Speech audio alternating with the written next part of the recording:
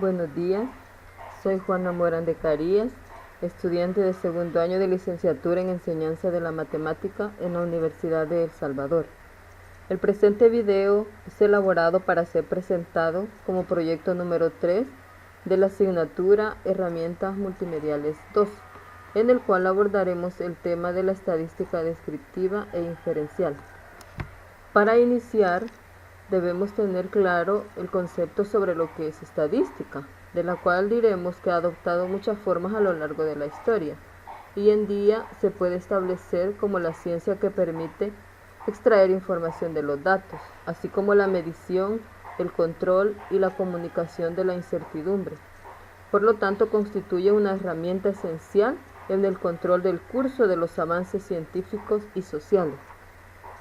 Como dijera David Hutpenger, cuando escuchamos la palabra estadística, a nuestra mente se vienen imágenes de números apilados en grandes arreglos y tablas de volúmenes de cifras relativas a nacimientos, muertes, impuestos, poblaciones, ingresos, deudas y así sucesivamente.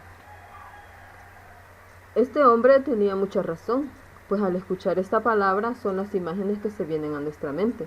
Sin embargo, la estadística no se reduce a solo números y gráficas, sino que es una ciencia con tanta antigüedad como la escritura, que a la vez es muy importante porque sirve como auxiliar de otras ciencias, como lo son la medicina, la ingeniería y muchas otras que se nombran entre las más destacadas clientes de ella.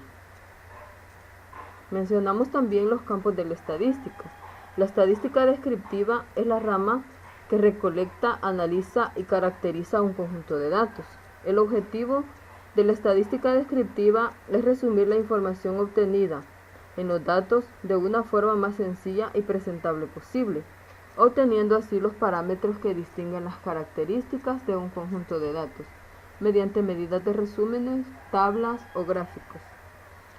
Esta estadística no se preocupa por conclusiones, interpretaciones ni hipótesis a partir de lo que ha obtenido en la muestra, sino que más bien por los métodos idóneos para la organización de la información que contiene y poner así en evidencia sus características esenciales.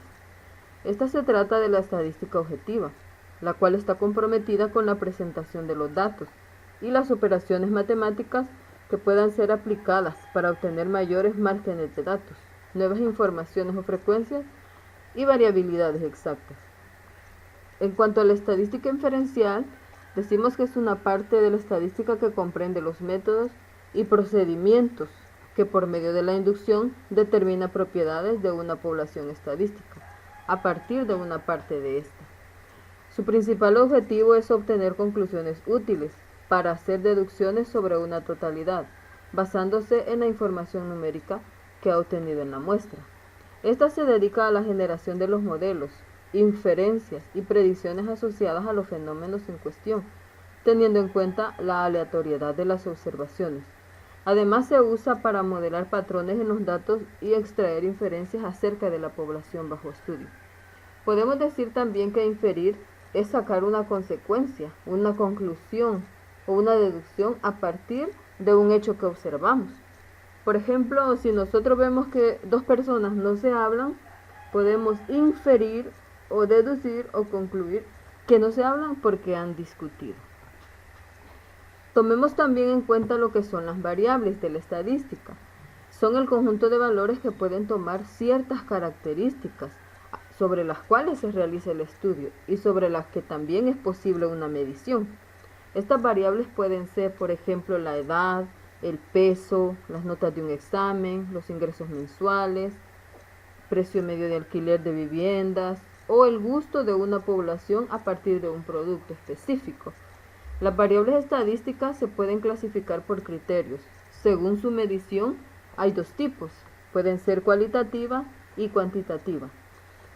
Las variables cualitativas son las que pueden tomar como valores las cualidades o las categorías. Por ejemplo, el sexo de una persona puede ser hombre o puede ser mujer.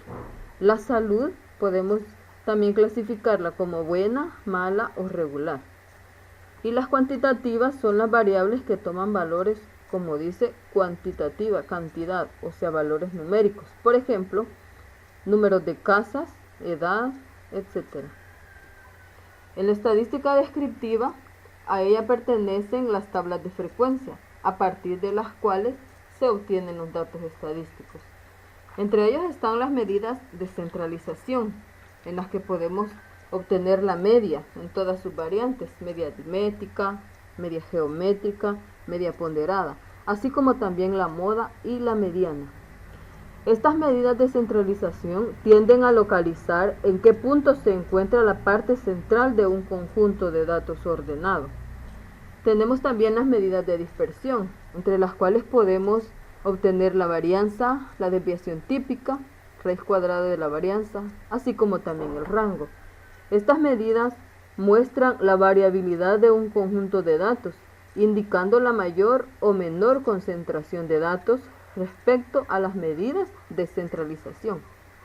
Tenemos también las medidas de tendencia central, como son los cuantiles y sus desgloses, que son los percentiles, los cuartiles, los deciles. Estas medidas permiten conocer puntos característicos de una serie de valores, que no necesariamente tienen que ser centrales. Tenemos también las medidas de forma, como son los coeficientes de asimetría y kurtosis. Estas medidas indican simetría o asimetría de la distribución. El coeficiente de asimetría mide la mayor o menor simetría de la distribución. Si la distribución es simétrica, ambos índices son iguales a 0. Si es asimétrica a la derecha, ambos son positivos. Pero si es asimétrica a la izquierda, ambos índices son negativos. Tenemos el coeficiente de kurtosis. Este mide la mayor o menor concentración de datos alrededor de la media. Y las medidas de concentración, como el coeficiente de Gini, a partir de este se obtiene la curva de Lorenz. Esta es una medida de desigualdad. Normalmente se usa para medir la desigualdad en los ingresos de un país. Continuando con la estadística inferencial, esta emplea usualmente mecanismos que le permiten llevar a cabo deducciones, tales como pruebas de estimación puntual, de hipótesis, paramétricas y no paramétricas. También son muy útiles en los análisis de correlación y de regresión, las series cronológicas, el análisis de la varianza y otros. Además, esta es muy útil en el análisis de poblaciones y tendencias, para hacerse una idea posible de las acciones y reacciones de la misma de cara a condiciones específicas.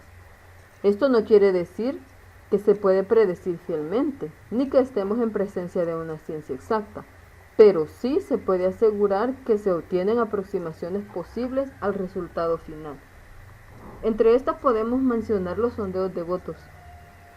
Cuando va a haber una elección muy importante en un país, hay muchas encuestadoras que sondean la opinión del pueblo para obtener datos importantes y luego, teniendo la muestra analizada y desglosada, infieren en los resultados, infieren en las tendencias y dicen hacia dónde tienden la respuesta o el resultado de esa población. Cabe también el análisis de mercado. Muchas veces algunas empresas contratan a otras especializadas para que puedan encuestar a la gente y analizar el mercado a través de herramientas estadísticas y diferenciales, así como una encuesta, por ejemplo, a partir de las cuales ellos pueden deducir qué productos son los que prefiere la gente. Cabe también aquí el estudio de una epidemiología médica, teniendo los datos concretos que afectan a una población determinada por una o varias enfermedades específicas. Los epidemiólogos y especialistas pueden llegar a unas conclusiones respecto a qué medidas deben tomar para poder evitar que las enfermedades se esparzan o incluso contribuir a su erradicación, como ha sucedido con muchas enfermedades en nuestro entorno que han logrado ser erradicadas y hace años muchas personas morían a causa de ellas. Vemos unos ejemplos de estadística descriptiva. Podemos decir que un docente quiere obtener la nota promedio de sus alumnos. Para esto puede usar la estadística descriptiva y calcular las calificaciones haciendo un redondeo del grupo completo. Así obtiene un número exacto basado en las calificaciones que han obtenido sus alumnos, pero en total, haciéndolo de una manera fácil, comprensible y general, a través de la fórmula de la media aritmética, sumando cada una de las notas y dividiéndola en el total del grupo. Por ejemplo, podemos hacer este ejemplo nosotros en el programa GeoGebra. En este programa nosotros podemos ingresar las notas que han obtenido los alumnos en ese examen. Nosotros nos vamos a la vista, en la opción vista, elegimos hoja de cálculo. Luego ingresamos los datos que queremos o que hemos obtenido del estudio realizado, que en este caso son las notas de los alumnos que han obtenido en esta prueba. Ingresamos los datos, ya teniéndolos, tomamos esos datos, nos vamos a la opción de análisis de variables, le damos a analizar y obtenemos un gráfico para la presentación que nosotros podamos hacer de estos datos, como también podemos obtener los datos estadísticos que acabamos de hacer en el programa, en el proyecto. Y aquí obtenemos no solo el dato de la media, obtenemos la media aritmética, obtenemos la desviación típica, el dato máximo, dato mínimo, obtenemos también la mediana, el primer y el tercer cuartil de los datos que hemos ingresado. Y como podemos ver, la media dice que es 6.7, igual al dato, el mismo dato que obtenemos aquí. Entonces, podemos hacerlo de esta manera y presentar de una manera muy bonita algún trabajo o algún proyecto que nosotros queramos. También este tipo de estadística nos puede servir para encontrar la moda. Si tomamos un grupo de 20 personas y les hacemos una encuesta sobre su estatura, y nosotros vemos que la que más se repite es 1.65. ¿Eso qué quiere decir? Que el valor de la moda es 1.65 porque la mayoría de las personas encuestadas tienen esa estatura. Continuamos con los ejemplos de estadística inferencial. Las empresas de telefonía constantemente monitorean el uso de sus programas para navegar en Internet y así conocer las preferencias de los usuarios. Se toma a 100 personas y se les encuesta preguntando, en base a la efectividad de los navegadores, cuál es el que ellos prefieren. Y se obtienen los datos siguientes entre los navegadores de Google Chrome, Internet Explorer, Mozilla Firefox y Safari. Obtenemos una gráfica muy bonita. Con los datos de las personas encuestadas, inferimos o sacamos conclusiones de que la gente prefiere usar el navegador Google Chrome, según los datos que se ha obtenido. Se infiere que eso es lo que a la gente más le gusta. También podemos poner otro ejemplo. En un despacho de contadores se selecciona aleatoriamente 100 facturas y se verifica que todas estén correctas, pero al hacer el estudio se encuentra error en 5 de ellas. Por lo tanto, el despacho estima que el 5% de todas las facturas contiene algún error.